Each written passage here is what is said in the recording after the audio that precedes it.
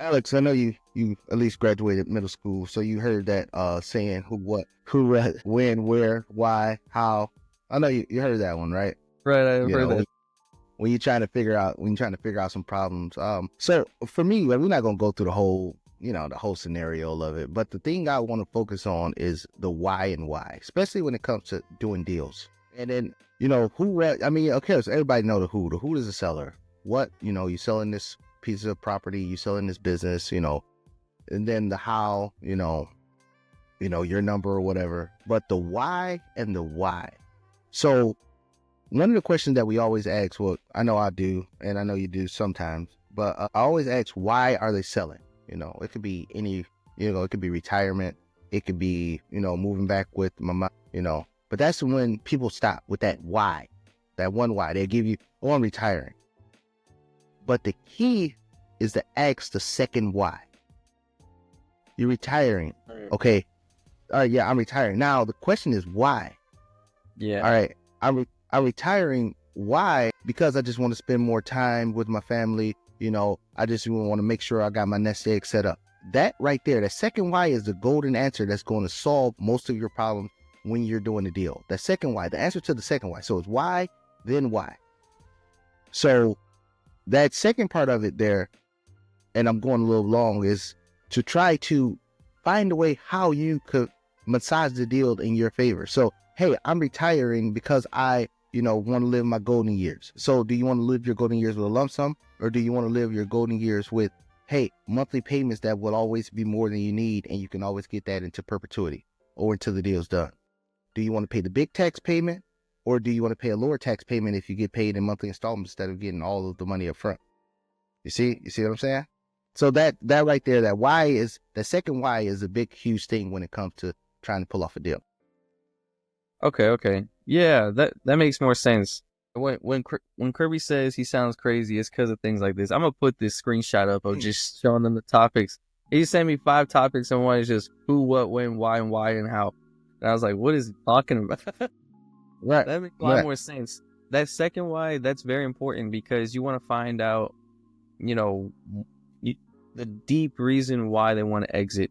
Because if anyone has a property for sale, and we've always said this, there's a reason why they're exiting. You don't just exit a good property. You don't just sell off a property that's cash flowing and doing perfectly fine.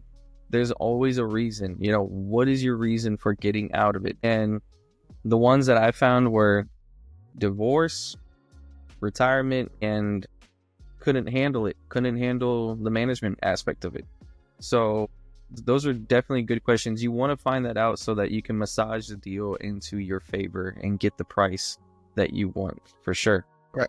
I remember I was doing a deal in Oklahoma, and then agent reached out to me. I just did a deal with them maybe a month or two before this time, and then she said, hey, I got this lady, she's in a rush to sell, and she like, the thing is, she just bought it maybe 6 months ago or 4 months ago.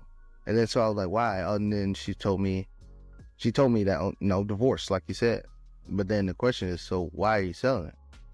I mean, they went through a divorce, and then it comes out, oh, she went through a divorce, but then they decided to get back together. Now they can't afford both properties. Oh, light bulb just goes off. Bam.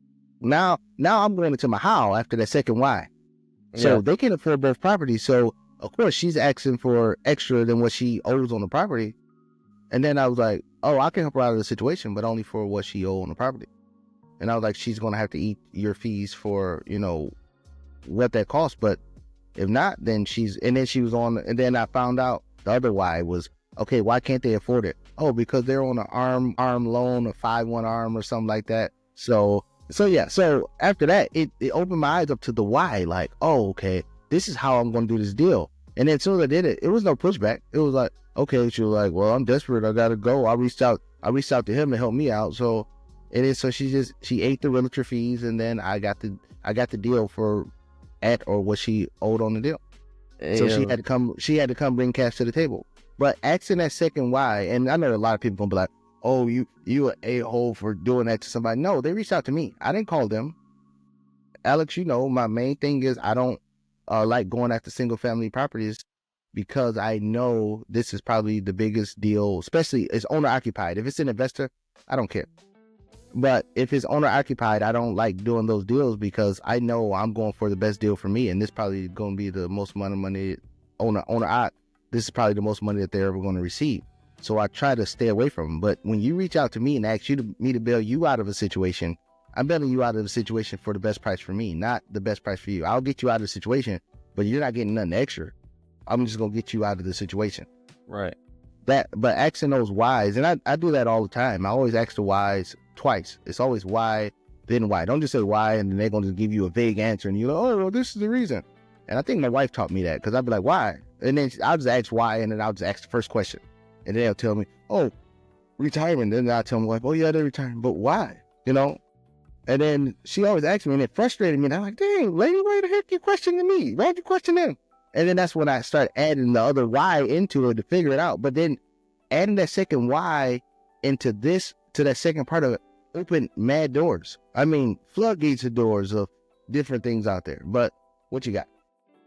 No, I like it. I like that strategy. And yeah, it might sound a little cutthroat how you did it, but it is, I mean, it is what it is. You're not going to pay a premium to, how do I want to say this? Like, you're not going to jeopardize your family's finances to put a premium on someone that messed up, you know?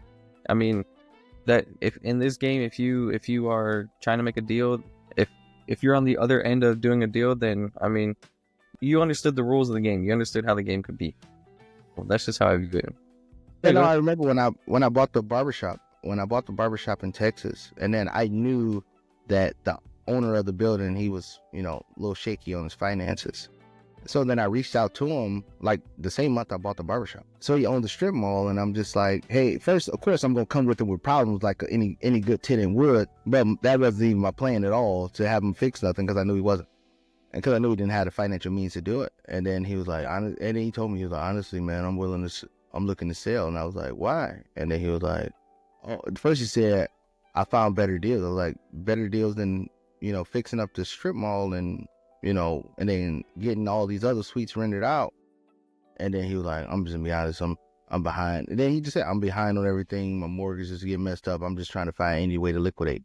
Ding. So I was like, look, this was probably September I bought it. June I bought the barbershop, and I said, look, I was like, I'll have this deal for you done in 3 months. I was like, but during this negotiation period, the barbershop will not pay any rent. And then I was like, I will just take this burden off your hand, but I'm not giving you any premium.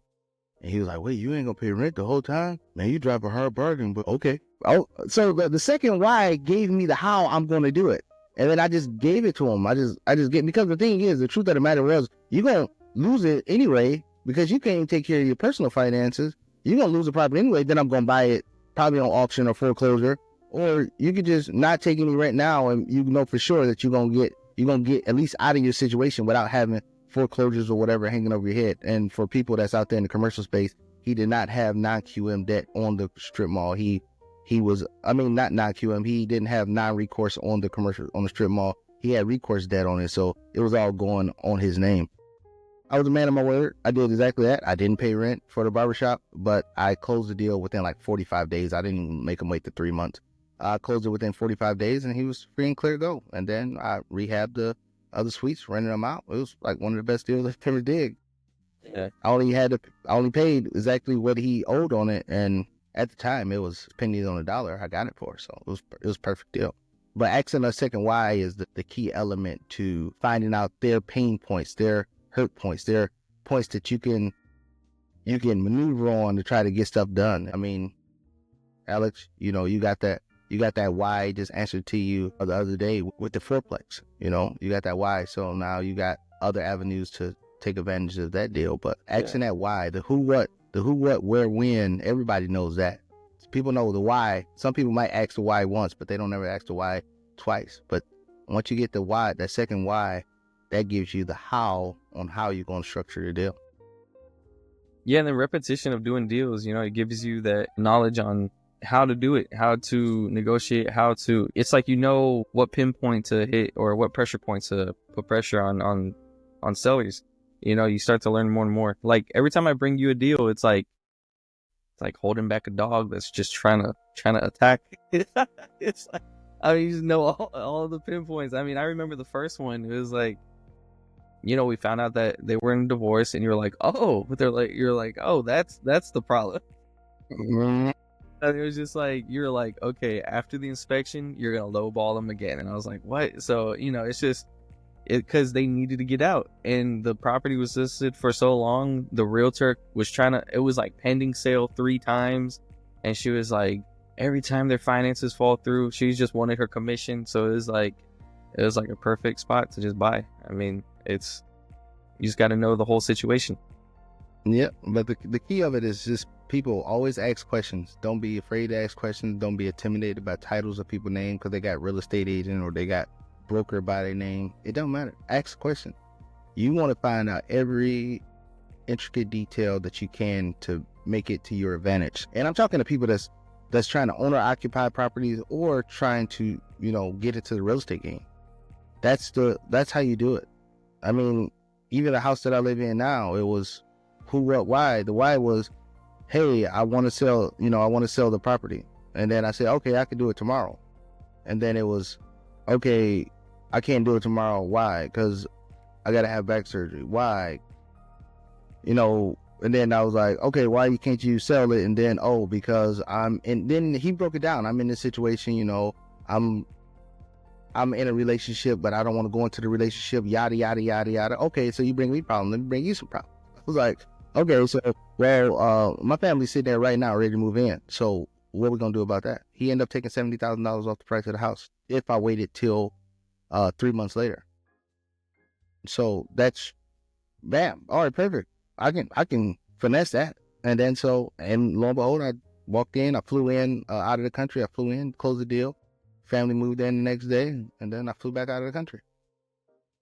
Asking those questions are what got me about. But if I just sit there and be like, oh, well, this is a good deal. That's great. Oh, this is the area we want to live in. I'm emotionally charged. I'm just going to pay whatever. Then, nah, hell no. I ain't paying whatever. No. I'm not paying list price. That's not going to happen. And I don't care if it's business, real estate, whatever. I'm not paying list price. Yeah, so I wouldn't pay list price on stocks, but go ahead. Yeah. And that was the deal with this house, right? The house you live in, right? So I'm just curious if you happen to know. If you don't, it's whatever. But around that time, what was the price difference you paid compared to your neighbors? This was 2012. So Florida was just coming out of that great financial crisis. So people was looking to sell, but it wasn't a lot of people buying. But I didn't know that. I just knew what area that I wanted to be in, where was my aim point, because Florida got a lot of hurricanes. I got to be in a distance from some coastal areas, so I knew where it was going to be at. But it wasn't a time of demand. Just like now is not a time of demand for these people they're selling. They selling for reasons. I hit the massage points. I mean, you just found 2 deals that you just robbed somebody for without a ski mask on. So but that's what it was. It was just, but again, this was before I was even in real estate, but I asked the questions, but those questions set it up. But I really don't know, because nobody was buying. This was the only house that was available in this subdivision. It was, it was for sale by seller, and he was the only one that was willing to come off his property at that time, but nobody was buying. And it was on the market for about 95 days at the time. So, I mean, I can sit there and say the price that he had it listed for was a respectable price, but I still got it for $70,000 less because I was willing to wait 3 months. I wasn't emotional about it. I guess that's what I'm trying to point at is, for those watching, like, if you just take the time to negotiate how much you could save yourself. Because if you're saying that's a respectable price, maybe your neighbors, if there were any other sales, probably paid that price, for just simply not asking questions and not willing to negotiate. So at that time, nobody was trying to buy a damn thing. It was just the other areas I didn't want to be in. I just wanted to be in this area. I wasn't risking it. Don't want to get blown away by a hurricane or something. Yeah.